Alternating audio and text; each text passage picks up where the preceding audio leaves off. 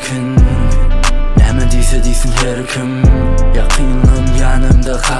Yok men aladam, yok derdim.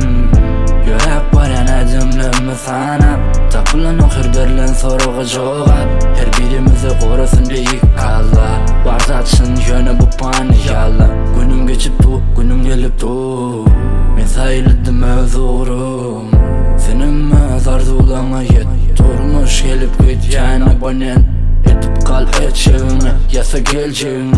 Yaktı et, göreceğini. Saylap diyeceğini, saylap iyeceğini. Benim kucağıma salım giyeceleri.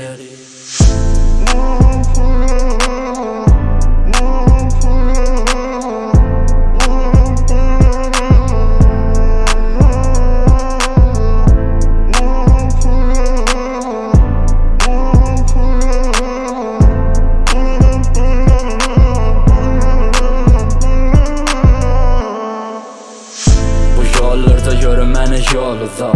Biri sen bilen beyleki kurar tuzak. Kirlidekini ak kağıza yazarım. Salkın hovalı kenarım kazarım. Tut yakararım balıkçı oklasa derin yere torun. Yalancıda alıp koy seni morun. Minneke del yanımda yakınlarım oğlanlarım. Aydımla mülen tokunlarda bulanarın. Karanqılıqdan yakta çıkmana öz-özüne yol aç. Benim öz otliman karışan yolukçu.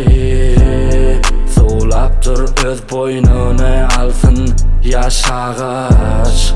Durmuş çalasın ceyran benim mavçi.